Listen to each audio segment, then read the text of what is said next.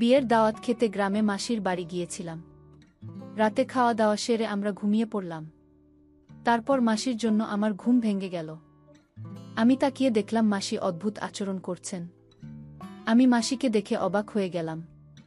তারপর মাসি যা বলল তা শুনলে তোমাদের পানি চলে আসবে। বন্ধুরা, আশা করি আজকের গল্পটি আরও স্পেশাল হতে চলেছে, তাই গল্পটি শুরু থেকে শেষ পর্যন্ত শোনার অনুরোধ রইল। আমার সাথে কথা বলতে চাইলে আমার চ্যানেলটি সাবস্ক্রাইব করো, আর ভিডিওর শেষে আমার নাম্বার দেয়া থাকবে। চলুন আজকের গল্প শুরু করি। আমি একটি ছোট্ট গ্রামে থাকি। কয়েক বছর আগে আমি এক আত্মীয়ের বিয়েতে তাদের গ্রামে গিয়েছিলাম। সত্যি বলতে বিয়েতে যাওয়ার বিশেষ ইচ্ছা ছিল না, কিন্তু মা বাবার জোরাজুরিতে যেতে হয়েছিল। সেই গ্রামে আমার মাসির বাড়ি ছিল। মাসিও সেই বিয়েতে এসেছিলেন। আমি দূর থেকে তাকে দেখেছিলাম, কিন্তু তিনি আমাকে দেখেননি। তার শৈশবও আমাদের গ্রামের মধ্যেই কেটেছিল, কারণ তিনি আমাদের গ্রামের স্কুল থেকেই 10ম শ্রেণী পর্যন্ত পড়াশোনা করেছিলেন। ছোটবেলা থেকেই মাসিকে আমি খুব পছন্দ করতাম, কারণ তিনি সবসময় আমার প্রতি খেয়াল রাখতেন। 5 বছর পর মাসিকে আবার দেখলাম। বিয়ের কিছুদিন আগে শেষবার তাকে আমাদের গ্রামে দেখেছিলাম। এবার তাকে দেখে মনে হচ্ছিল তিনি যেন অনেক বদলে গেছেন। তার সৌন্দর্য দেখে আমি মুগ্ধ হয়ে গেলাম। তিনি যেন কোনো সিনেমার নায়িকার চেয়েও সুন্দর লাগছিলেন। তার সৌন্দর্য ভাষায় প্রকাশ করা সত্যিই কঠিন। আমি একটু লাজুক এবং শান্ত প্রকৃতির ছিলাম, সহজে কারো সঙ্গে মিশতাম না, বিশেষ করে মেয়েদের সঙ্গে। কিন্তু সেদিন মাসির সৌন্দর্য এবং তার উপস্থিতি আমার সব চিন্তাভাবনা বদলে দিয়েছিল। আমি যেন প্রতিদিন তার মুখ দেখে আরও আকর্ষিত হয়ে পড়ছিলাম। কেন জানি না, কিন্তু তার প্রতি এই টানটা দিন দিন বাড়ছিল। নিজের মনের উপর অনেক নিয়ন্ত্রণ আনার চেষ্টা করলাম, কিন্তু মন যেন আমার কথা শুনতেই চাচ্ছিল না। যেখানেই সে যেত, আমি লুকিয়ে তাকে দেখতাম। একদিন আমার মনে হলো, আমি যেন আর নিজের ইচ্ছাকে আটকাতে পারছি না। সেই সময় জানুয়ারি মাস ছিল, শীতের তীব্রতা বেড়েই চলেছিল। রাতের বেলা ঠান্ডা যেন অসহ্য হয়ে উঠত। বিয়ের মৌসুম ছিল, কিন্তু থাকার তেমন কোনো বিশেষ ব্যবস্থা ছিল না। তখন আমার মাথায় একটাই চিন্তা ঘুরছিল, এই ঠান্ডায় রাতটা কিভাবে কাটাবো। কিন্তু মনে হলো, ঈশ্বর আমার কথা শুনলেন, আমার সমস্যার যেন সমাধান মিলল, কারণ সেই সময় মাসি হাসি মুখে আমার কাছে এসে তাকে দেখে আমি অত্যন্ত খুশি হলাম, কারণ সেখানে আমার পরিচিত কেউ ছিল না। মাসির শৈশব আমাদের গ্রামেই কেটেছে এবং তিনি আমাদের গ্রামের স্কুল থেকেই পড়াশোনা করেছিলেন। যা আশা করেছিলাম তা মুহূর্তেই পেয়ে গেলাম, তবে একটা জিনিস বুঝতে পারছিলাম না। মনে হচ্ছিল মাসি যেন সবসময় আমার পাশে থাকেন। তার সঙ্গে সময় কাটাতে এক অন্যরকম আনন্দ অনুভব করছিলাম, যা আগে কখনো অনুভব করিনি। আমি যেন পুরোপুরি মোহিত হয়ে পড়েছিলাম। ঠিক তখন মাসি একটু দূরে সরে গিয়ে বললেন, তুমি কখন এলে? আমি উত্তরে বললাম, মাসি, আজই এসেছি। মাসি তখন বললেন, তোমাকে বেশ চিন্তিত লাগছে। কি হয়েছে? তখন আমি তাকে আমার রাতের ঘুমের অসুবিধার কথা বললাম। মাসি বললেন, এতে চিন্তার কিছু নেই। তুমি আমার বাড়ি চলো, সেখানে তুমি নিশ্চিন্তে ঘুমাতে পারবে। এ কথা শুনে আমি খুব খুশি হলাম এবং মাসির সঙ্গে তার বাড়ির দিকে রওনা দিলাম। রাতের আধার ছিল, আর রাস্তা ছিল সরু। মাসি বললেন, আমাকে তোমার হাত দাও। অন্ধকারে তুমি হয়তো পথ চিনতে পারবে না। তখন আমি তার হাত ধরার জন্য হাত বাড়ালাম। তার হাত ধরে এগিয়ে যাওয়ার মুহূর্তটি যেন আমার মনে এক নতুন অনুভূতি এনে দিল। তার নরম হাতে হাত রাখতেই মনে হলো যেন এক অদ্ভুত শক্তি আমার ভেতর জেগে উঠেছে। তার হাত ধরে হাঁটতে হাঁটতে আমার মনে এক অসাধারণ আনন্দ হচ্ছিল। আমরা ধীরে ধীরে হাত ধরে তার বাড়ির দিকে এগিয়ে চলছিলাম। পথে দেখতে পেলাম আরও কিছু লোক তাদের গ্রামে ফিরছিল। আমরা সামান্য দূর হেঁটে যাওয়ার পর দেখলাম 5-6 জন মহিলা নিজেদের মধ্যে কথা বলছে। তাদের কথা কানে আসতেই শুনতে পেলাম। একজন বলছে, শুনেছি তোমার মেয়ের কাল এনগেজমেন্ট। পূজাকে ডেকো না, তা না হলে কোনো অমঙ্গল হবে। অন্য একজন বলল, এমন শুভ মুহূর্তে তো এমন কারো ছায়াও পড়া উচিত নয়, যাদের ভাগ্যে শুভ কিছু হয়নি। রাজেশকে ছেড়ে অন্য একজনের সঙ্গে নতুন সংসার শুরু করা উচিত বলে তাদের মধ্যে আলোচনা চলছিল। রাতের অন্ধকারে তারা বুঝতেই পারল না আমরা তাদের পেছন পেছন হাঁটছিলাম।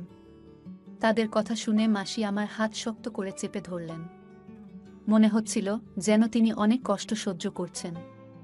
আমি এই কথা শুনে খুব কষ্ট পেলাম, বুঝতে পারছিলাম কতটা বেদনায় তিনি দিন কাটাচ্ছেন। কিছুক্ষণ পর মাসি হঠাৎ কান্নায় ভেঙে পড়লেন। তাকে এতটা ভেঙে পড়তে দেখে আমিও বিচলিত হয়ে পড়লাম। আমি তাকে থামানোর জন্য বললাম, মাসি প্লিজ থামুন। তিনি থেমে গেলেন। আমি তার কাঁধে হাত রেখে বললাম, মাসি, এদের কথা শুনে মন খারাপ করবেন না। আপনি জানেন এতে আপনার কোনো দোষ নেই। আপনি খুব ভালো মানুষ। বিশ্বাস করুন, একদিন সব ঠিক হয়ে যাবে। আমার কথা শুনে মাসি কান্না করতে করতে, এটা নতুন কিছু নয়, আমার সাথে এটা সবসময় হয়। এখন আর বেঁচে থাকার ইচ্ছা নেই। তার এই কথা শুনে আমি তাকে আলতো করে দূরে সরিয়ে দিয়ে তার মুখে আঙুল রেখে বললাম, মাসি, এমন কথা আর কখনো বলবেন না। আমি তাকে অনেকবার বোঝানোর চেষ্টা করলাম। কিছুক্ষণ পরে তিনি শান্ত হলেন। প্রায় 10 মিনিট হাঁটার পর আমরা তার বাড়িতে পৌঁছালাম। বাড়িতে ঢুকে দেখলাম মেশো বাড়িতে নেই। আমি মাসিকে জিজ্ঞেস করলাম, মেশো কোথায়? তিনি বললেন, তোমার মেশো কাজের জন্য শহরে গেছেন, 4-5 দিন পরে ফিরবেন। আমরা বিয়ের অনুষ্ঠানে খাওয়া শেষ করে বাড়িতে ফিরেছিলাম। বাড়ি ফিরে মাসি আমাদের দুজনের জন্য দ্রুত বিছানা পেতে দিলেন। শীত প্রচণ্ড ছিল, তাই আমরা চাদরের মধ্যে ঢুকে গল্প করতে শুরু করলাম। বিভিন্ন বিষয়ে কথা বলতে বলতে হঠাৎ আমি জিজ্ঞেস করলাম, মাসি, এত বছর পরও আপনার সন্তানের কেন হলো না? আমার কথা শুনে মাসি খুবই দুঃখ পেলেন এবং আবেগ ভরে বললেন, কুনাল, কি বলবো তোমাকে? তোমার মেশোর মধ্যেই একটি সমস্যা রয়েছে। তিনি কখনোই এ বিষয়টি আমাকে বলেননি, কিন্তু একদিন আমি নিজেই জেনেছি। তোমার মেশো যেই ক্লিনিকে টেস্ট করিয়েছিলেন, সেখানে আমার এক বন্ধু কাজ করে। সেই আমাকে জানিয়েছে তোমার মেশো কখনো বাবা হতে পারবেন না। মাসি একটু থেমে আবার বললেন, আমি কখনো এ নিয়ে তার সঙ্গে কথা বলিনি। তবে একটা জিনিস দেখেছি, তোমার মেশো বিভিন্ন সাধুসন্তদের প্রতি খুবই বিশ্বাস রাখেন। তাদের কথায় তিনি অনেক টাকা খরচ করেছেন। কেউ বলেছে 5 মাসের মধ্যে সুখবর আসবে, কেউ 3 মাসের মধ্যে। এমনকি একজন তো 1 মাসেই সুখবরের প্রতিশ্রুতি দিয়েছিল। তবে এইসব কথা শুনতে শুনতে 3 বছর কেটে গেছে। আমি জানি এসবের কোনো ফল হবে না। এই কথা বলার সময় মাসি কান্নায় ভেঙে পড়লেন। আমি তার এই কষ্ট দেখে নিজেও খুব খারাপ অনুভব করলাম। তখনই আমি আমার বিছানা থেকে উঠে আমি ধীরে ধীরে উঠে গিয়ে মাসির বিছানার পাশে বসলাম। যখন তার চোখের জল মুছলাম, তখন তিনি একটুখানি হেসে ফেললেন। মাসি বললেন, কুনাল, তুই এখনো আমার কতটা খেয়াল রাখিস। আমি একটু হেসে দিলাম এবং আমার বিছানায় ফিরে যেতে চাইলাম, কিন্তু ঠিক তখনই মাসি আমার হাত ধরে বললেন, কুনাল, যদি তুই আজ এখানে না থাকতিস, আমি হয়তো এমন কিছু করে ফেলতাম যা ভুল হতো। তুই সত্যিই খুব ভালো। আজ তুই আমাকে বাঁচিয়েছিস। তোর মতো পুরুষ খুব কমই আছে, যারা মহিলাদের কষ্ট বোঝে এবং তাদের অনুভূতিকে গুরুত্ব দেয়া। তুই সত্যিই অসাধারণ। এই কথা শুনে আমার মনে এক অদ্ভুত আনন্দ হলো। আমি তার দিকে কিছু বলার চেষ্টা করছিলাম, কিন্তু আমার মনে যেন এক বিশাল ঝড় উঠেছিল। মাসি তখন হঠাৎ বললেন, যে মেয়ে তোর সঙ্গে বিয়ে করবে, সে খুবই ভাগ্যবান হবে। তুই নারীদের সম্মান করিস এবং তাদের অনুভূতি ভালোভাবে বুঝিস। তিনি নিজের চিন্তায় ডুবেছিলেন, কিন্তু হঠাৎ আমার দিকে তাকিয়ে বললেন, এই ঠান্ডা রাতে তুই কিছুই পড়িসনি। এমন চলবে না। চাদরের ভেতরে চলে আয়। বাইরে খুব ঠান্ডা পড়ছে। এই কথা শুনে আমার হৃদয় দ্রুত স্পন্দিত হতে শুরু করল। আমি কিছুতেই বুঝতে পারছিলাম না যে এই সব কিছু কেন হচ্ছে। আমরা তখন একসঙ্গে একই চাদরের নিচে বসেছিলাম। মাসি বললেন, সরি কুনাল, আমি শুধু আমার কষ্টের কথা বলছিলাম। এখন বলো, তোমার জীবনে কি চলছে? আমি উত্তর দিলাম, মাসি, আমি শুধু চাকরির খোঁজে আছি, কিন্তু চাকরি পাচ্ছি না। মাসি বললেন, কোনো চিন্তা করো না কুনাল, তোমার সামনে এখনো অনেক বড় জীবন পড়ে আছে। নিশ্চয়ই একটা চাকরি পেয়ে যাবে। এরপর তিনি আমার আরও কাছাকাছি এলেন। তারপর মাসি হাসতে হাসতে বললেন, তোমার কি কখনো মনে হয়নি যে তোমারও একজন গার্লফ্রেন্ড থাকা উচিত? আমি বললাম, মাসি, এমন চিন্তা তো আসে, কিন্তু এখনো তেমন কাউকে পাইনি। মাসি মুচকি হেসে আমার দিকে ফিরে বললেন, তাহলে বলো, তোমার কেমন গার্লফ্রেন্ড চাই? আমি সঙ্গে সঙ্গে উত্তর দিলাম, ঠিক আপনার মতো। মাসি অবাক হয়ে হাসতে হাসতে বললেন, আমার মতো কেন? আমি বললাম, কারণ আপনি খুব সুন্দর, বুদ্ধিমতী আর মনের দিক থেকে অসাধারণ একজন মানুষ। মাসি মজা করে বললেন, তুই মিথ্যে বলছিস। আমি হেসে বললাম, মিথ্যে কেন বলবো মাসি? যদি আপনি আমার চোখ দিয়ে নিজেকে দেখতে পারতেন, তাহলে বুঝতে পারতেন আমি সত্যি বলছি না মিথ্যা বলছি। এরপর মাসি একটু থেমে জিজ্ঞেস করলেন, তুই আমাকে নিয়ে কি ভাবিস?